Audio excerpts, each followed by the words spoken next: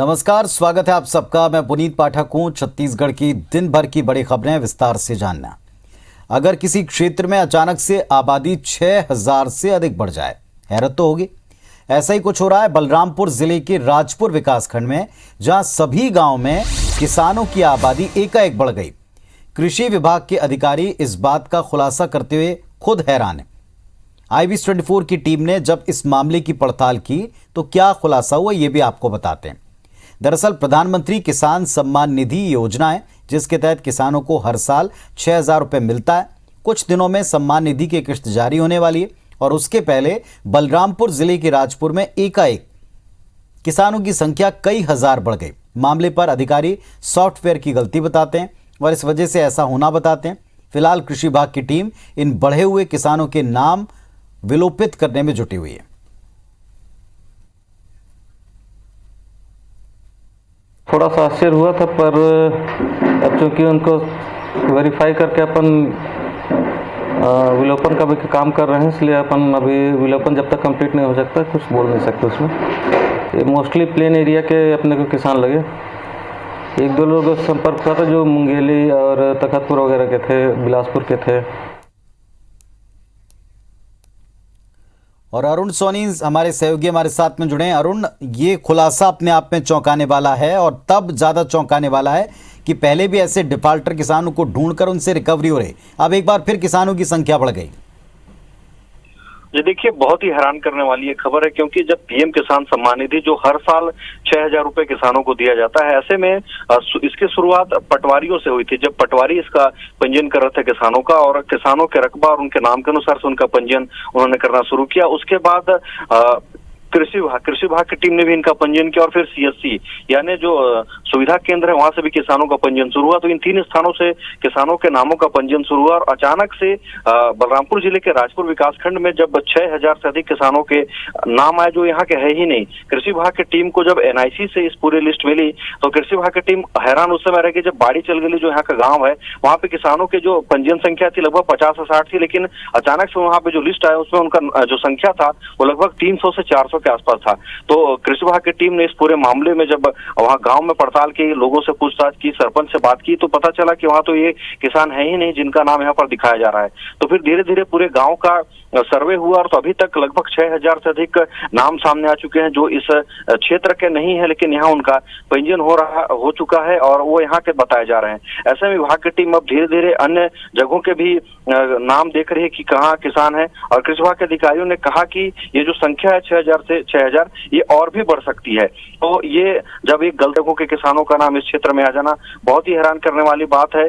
और कृषि विभाग की टीम हालांकि नाम विलोपित करने में जरूर लगी हुई है, लेकिन यह पता नहीं चल पा रहा है आखिर कि यह क्यों हुआ, कैसे हुआ और किसकी गलती से ये सारा चीज हुआ है। चलिए, तो किसान निधि के लिए फर्जीवाड़ा हो रहा है, इतना साफ साफ दिखाई पड़ रहा है। दूसरी बात ये कि अचानक से हजारों किसानों की संख्या कहीं जुड़ जाए, ये हैरत में डालता है। शुक्रिया आपका जो आपने हमको बात बताई। लेकिन बड़ी बात ये, जैसा पहले इस तरह के फर्जीवाड़ों में हुआ है कि रिकवरी की जाती है, ये रिकवरी करना प्रशासन के लिए एक चुनौती होता है। ऐसे में फिर से नए किसानों की संख्या जुड़ रही है। वेरिफिकेशन किस आधार पे और कब होता है, ये भी एक बड़ा चुनौती है प्रशासन के लिए।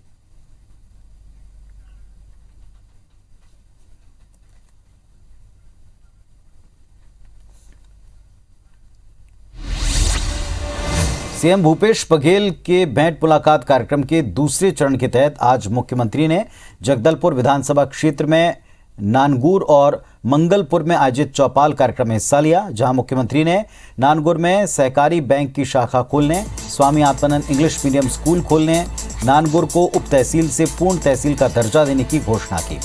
साथ ही नेतनार हाई स्कूल को हायर सेकेंडरी करने, नानगुर में महाविद्यालय, पुलिस थाना खोलने का ऐलान किया। इस दौरान CM ने 4 करोड़ 93 लाख के देवगुड़ी के सौंदर्यीकरण और अन्य विकास कार्यों का भूमि पूजन किया।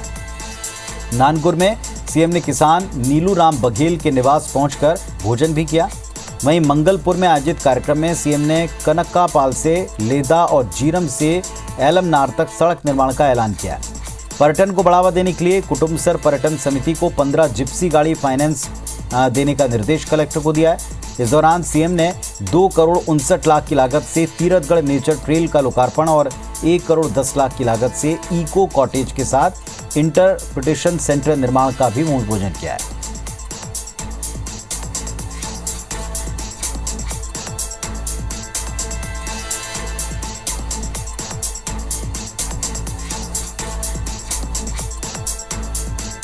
तो भेंट मुलाकात कार्यक्रम में कई सारी सौगातें दी हैं। जो लोगों की मांग थी उस मांग को भी पूरा किया है। अलग अलग जगहों पर महाविद्यालय, पर्यटन समिति, इन सब को लेकर जितनी डिमांड्स आई थी उसके आधार पर मुख्यमंत्री ने आज बड़ी राहतें दी हैं और सौगातें दी हैं इस इलाके को।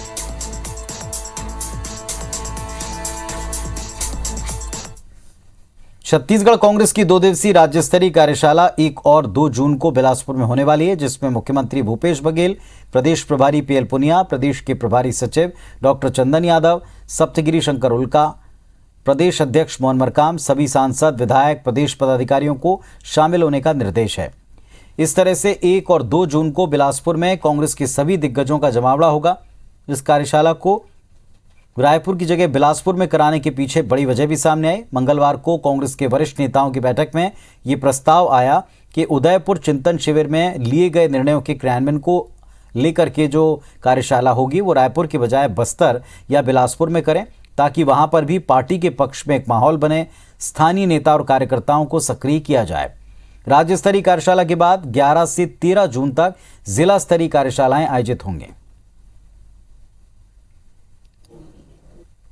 अब ये तो संगठन तय करता है कि कहाँ किस प्रकार से कार्यशाला हो, कहाँ किस तरीके से प्रशिक्षणशाला हो, कहाँ किस तरीके से शिविर हो। लेकिन ये तयशुदा बात है कि उदयपुर के 9 संकल्प चिंतन शिविर के बाद निश्चित रूप से कांग्रेस में जो परिवर्तन दिखेगा उसकी शुरुआत है। उसमें किस तरीके से परिवर्तन होना है, प्रशिक्षित किस तरीके से होना है, नए लीडरशिप को अवसर किस तरीके से देना है, मैं समझता हूँ ये संगठन का मामला, इस दिशा में हम लोग आगे बढ़ रहे हैं। भाजपा के राष्ट्रीय अध्यक्ष जेपी नड्डा आज छत्तीसगढ़ के सभी संसदीय क्षेत्रों के सांसदों, विधायकों, पदाधिकारियों से वर्चुअल संवाद उन्होंने किया। केंद्र सरकार के 8 साल की उपलब्धियों को आम जन के बीच ले जाने और भाजपा में प्रोफेशनल वर्क को ज्यादा से ज्यादा जोड़ने को लेकर चर्चा की। इस बैठक में भाजपा बूथ विस्तार कार्यक्रम को लेकर भी बात हुई। जेपी नड्डा ने सभी सांसदों को अपने संसदीय क्षेत्र के 100 बूथ और विधायकों को अपने विधानसभा क्षेत्र के 25 बूथ पर जाने के लिए कहा। इसके पहले भी भाजपा के सभी नेता कार्यकर्ता औसतन 5 बूथों को मिलाकर बनाए गए शक्ति केंद्रों में पहुंच चुके हैं।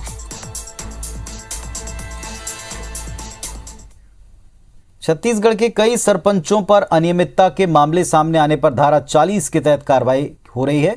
कार्रवाई से नाराज बीजेपी सांसद सुनील सोनी ने केंद्रीय पंचायत एवं ग्रामीण विकास मंत्री गिरिराज सिंह से राज्य सरकार के खिलाफ शिकायत की। सुनील सोनी ने राज्य सरकार पर आरोप लगाया कि भाजपा के सरपंचों को धारा 40 का दुरुपयोग कर हटा दिया जा रहा है। उन्होंने कहा कि राज्य सरकार अपने बजट से ग्राम पंचायतों को पैसे दे नहीं पा रही। केंद्र के 15वें वित्त की राशि से सरपंच जनता के आग्रह पर काम कर रहे हैं और इसमें अनियमितता के आरोप लगाकर उनको हटा देते हैं। इन आरोपों पर कैबिनेट मंत्री मोहम्मद अकबर का कहना है कि धारा 40 का प्रयोग सीधे किसी सरपंच को हटाने के लिए नहीं होता। सरपंच के खिलाफ शिकायत की जांच प्रमाणित होने के बाद इस पर कोई एक्शन हो सकता है। अनियमितता प्रमाणित होने पर कांग्रेस या बीजेपी का सरपंच नहीं देखा जाता। वहीं छत्तीसगढ़ सरपंच संघ के अध्यक्ष गोपाल धीवर का कहना है कि राज्य सरकार को धारा 40 में संशोधन करना चाहिए ताकि सरपंचों को अपने कार्यकाल के दौरान काम करने में कोई परेशानी ना हो। छत्तीसगढ़ के अंदर में जो है ग्रामीण क्षेत्रों के अंदर में सरकार की गुंडागर्दी है और जो भारतीय जनता पार्टी के सरपंच है उनको धारा 40 लगा के जो है एक भय का वातावरण खड़ा किया। ये हिंदुस्तान भर के अंदर में एक अकेला राज्य है छत्तीसगढ़ जहां पे सरपंचों को प्रताड़ित किया जा रहा है। तो धारा 40 को समझने की जरूरत है। यदि पंचायतों में कोई अनियमितता होती है तो धारा 40 के अंतर्गत उसके विरुद्ध कार्रवाई होती है।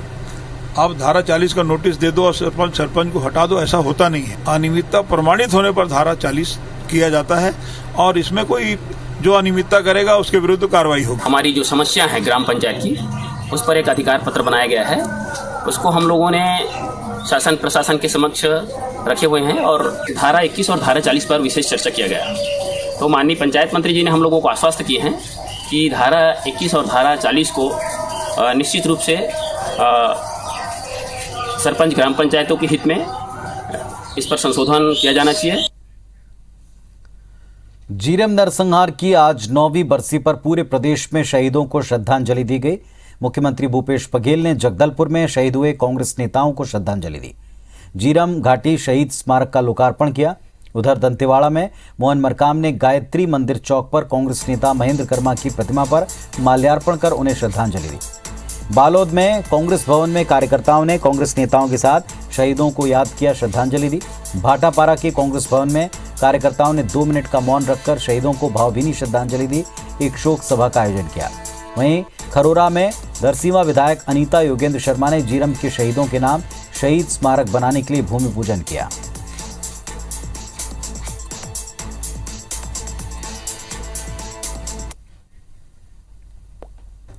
जीरम घाटी की घटना घटे आज 9 साल हो गए। भारतीय जनता पार्टी की सरकार केंद्र में है, वो हमको केस वापस नहीं कर रही है। दूसरे तरफ यहाँ आयोग की जो जांच है उसका दायरा बढ़ाया गया, तो उसमें भारतीय जनता पार्टी के नेता और विधानसभा में नेता प्रतिपक्ष वो हाई कोर्ट में आवेदन लगाए हैं कि ये जांच आगे नहीं बढ़नी चाहिए। इसके पीछे कौन लोग हैं समझने की आवश्यकता है।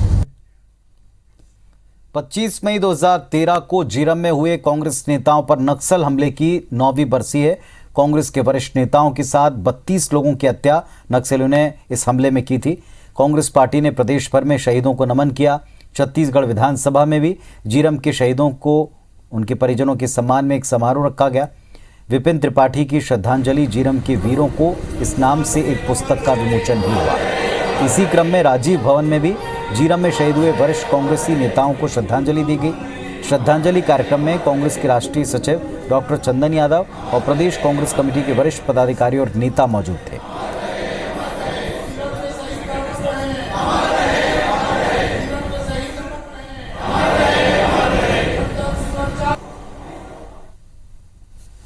नहीं, अभी तो जब तक कि पूरी जानकारी ना हो जाए सडन का, तब तक तो न्याय मिलेगा नहीं। इसकी पूरी जांच करना और पूरा तह तक पहुंचना जरूरी है, तभी कुछ शांति मिल सकता है इसमें। बस ये चाहते हैं अब जो हो गया सो हो गया, लेकिन पता चले वो कैसे हुआ, क्यों हुआ, किसके कारण हुआ, और बस हमारा फ्यूचर अच्छा कुछ ब्राइट हो, कुछ हो हमारे फ्यूचर के लिए, बस इतना चाहते हैं। जीरम घाटी श्रद्धांजलि के कार्यक्रम के रूप में हम लोग इसे आयोजित कर पाए। एक बड़ा सुंदर पुस्तक आपने देखा होगा, आपको देंगे भी, उसका विमोचन भी हुआ और इस बहाने हमने उन पुण्य आत्माओं को याद भी किया। जीरम घाटी के शहीद परिवारों को उनके शिक्षा अनुसार रोजगार दिया जाए, ये मैं मांग करता हूँ। छत्तीसगढ़ में पीएम वानी योजना की शुरुआत हो गई है। पीएम वानी यानी प्रधानमंत्री वाईफाई एक्सेस नेटवर्क इनिशिएटिव। इस योजना के तहत सरकार सार्वजनिक स्थानों पर वाईफाई उपलब्ध कराएगी ताकि देश भर में जनता को फ्री हाई स्पीड इंटरनेट सुविधा मिले। राज्य में 1600 वाईफाई हॉटस्पॉट लगाए जा रहे हैं। साथ ही पब्लिक डेटा ऑफिस की शुरुआत हो गई, जो इंटरनेट यूजर्स के लिए काफ़ी अहम साबित होगा। पीडीओ की शुरुआत पायलट प्रोजेक्ट के तहत रायपुर और Bhilai power house railway station से की जाएगी। फिर धीरे धीरे इसे शहरों में भी लागू करेंगे। पीडीओ को प्रमोट करने के लिए केंद्र सरकार ने ड्यूटी और लाइसेंस फीस को माफ किया है, मतलब बिना किसी चार्ज की कोई भी पीडीओ खोल सकता है। इससे बेरोजगार युवाओं को रोजगार भी मिलेगा।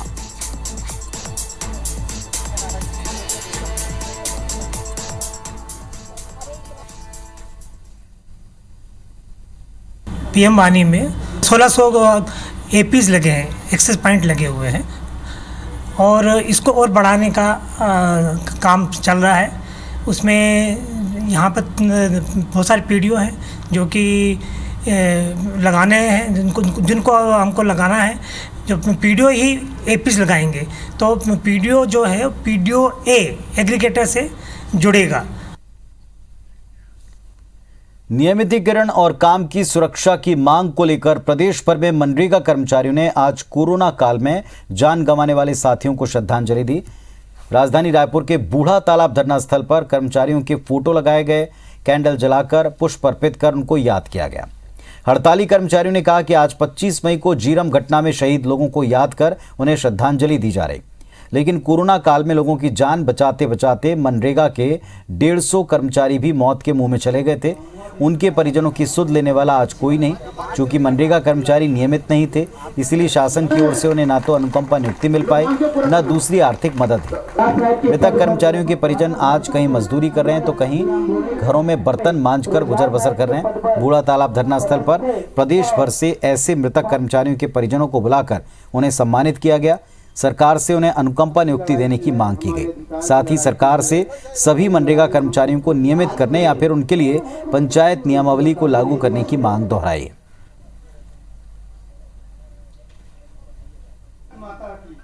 आज हम मनरेगा परिवार श्रद्धांजलि दिवस आयोजित किए गए हैं। जिस प्रकार से आज कांग्रेस सरकार झीरम घाटी दिवस मना रही है, उस प्रकार से आज से मनरेगा कर्मचारी श्रद्धांजलि दिवस मना रहे हैं। हमारे 150 लोगों की मृत्यु कोरोना काल में हुई है। हमने कोविड के समय पे भी अपना पूरा मेहनत से काम किया है, परंतु दिवंगत परिवारजनों को किसी भी प्रकार की कोई सुविधा नहीं मिलती है, ना ही उन्हें अनुकंपा नियुक्ति मिलती है, ना कोई और सुविधा दी जाती है। माननीय मुख्यमंत्री जी से निवेदन करूँगी कि हमारी दूसरी मांग को जल्द से जल्द पूरा करें ताकि इसका लाभ दिवंगत परिवार को भी मिल सके। पत्थल गांव में आज एक भीषण हादसा हुआ है। रायगढ़ से चौंगरी बाहर की ओर से आ रही बस बेकाबू होकर बिजली के खंभे से टकराई और पलट गई। हादसे के बाद बस में आग लग गई। किसी तरह बस में सवार यात्रियों को उतारा गया, लेकिन एक यात्री बस में फंस गया था जिसकी मौत हो गई। स्थानीय लोगों की मदद से पुलिस टीम ने इस आग पर काबू पाया है। एक भीषण हादसा जिसकी तस्वीर आप टीवी स्क्रीन पर देख रहे हैं। एक बस खंभे से जा टकराई और फिर पलट गई। बाकी यात्री तो निकल गए, लेकिन एक यात्री इसमें बुरी तरह से फंस गया था जिसकी इसमें मृत्यु हो गई। रायगढ़ से चौंगरी बाहर ये बस जा रही थी। स्थानीय लोगों ने फौरन पुलिस को खबर दी और इसके बाद इस आग पर काबू पाया गया। लेकिन दुखद बात यह कि इस हादसे में एक यात्री की जान चली गई।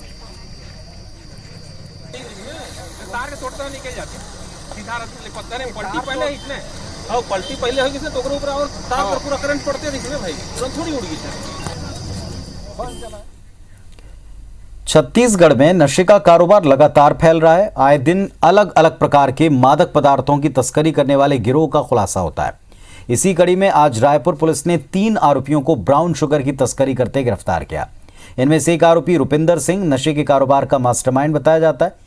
ये छत्तीसगढ़ के अलावा महाराष्ट्र, ओडिशा, तेलंगाना, मध्य प्रदेश समेत कई राज्यों में ड्रग पैडलर को लेकर ब्राउन शुगर की सप्लाई कर चुका है। तीनों आरोपियों के पास से पुलिस ने 7 ग्राम ब्राउन शुगर जब्त की, जिसकी कीमत 45,000 रुपये है। मास्टरमाइंड के अलावा आरोपी बलराज सिंह और प्रदीप सिंह को भी गिरफ्तार किया। आरोपियों के पास से पुलिस ने एक कार भी जब्त की, जिसमें भाजपा अल्पसंख्यक मोर्चा के उपाध्यक्ष नाम की पट्टिका लगी। सरगुजा जिले के मणिपुर चौकी क्षेत्र में 23 मई को रेप के बाद नाबालिग की हत्या हुई थी, जहां पीड़ित परिवार के घर पहुंचकर आज बीजेपी प्रदेश अध्यक्ष विष्णुदेव साय ने मुलाकात की, आर्थिक मदद दी। मृतका को श्रद्धांजलि देते हुए पीड़ित परिवार को संबल देने ईश्वर से प्रार्थना की। IBS24 से बातचीत में बीजेपी प्रदेश अध्यक्ष ने कहा, पुलिस 2 आरोपियों को गिरफ्तार कर खाना पूर्ति करना चाहती। परिजनों ने बताया कि वारदात में और भी लोग शामिल हो सकते हैं। मामले में कांग्रेस सरकार को आड़े हाथ लेते हुए कहा कि यहाँ सीएम और कोई मंत्री मिलने के लिए नहीं पहुंचे।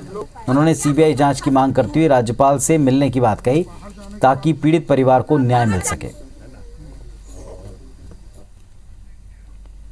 सरगुजा कलेक्टर संजीव झा ने आर्थिक रूप से परेशान एक खिलाड़ी की मदद के लिए सामने आकर के मदद दी है। सीतापुर के रहने वाले दीपक कंसारी ताइक्वांडो के खिलाड़ी हैं और अंतर्राष्ट्रीय स्तर पर भारत का प्रतिनिधित्व कर चुके हैं, मगर दीपक आर्थिक तंगी से अपनी तैयारी को सही तरीके से अंजाम नहीं दे पा रहे।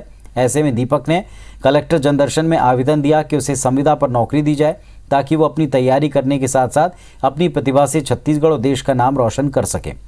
इस मामले पर गंभीरता से कलेक्टर संजीव झा ने सरगुजा फुटबॉल अकादमी में फिजियोथेरेपिस्ट के रूप में दीपक को कलेक्टर दर पर नियुक्ति दे दी। कलेक्टर की इस पहल से दीपक बेहद उत्साहित हैं और अपने खेल के साथ साथ अब वो बच्चों को भी आगे बढ़ाने की बात कह रहे हैं। कलेक्टर दर पर रोजगार की मैंने बात कही।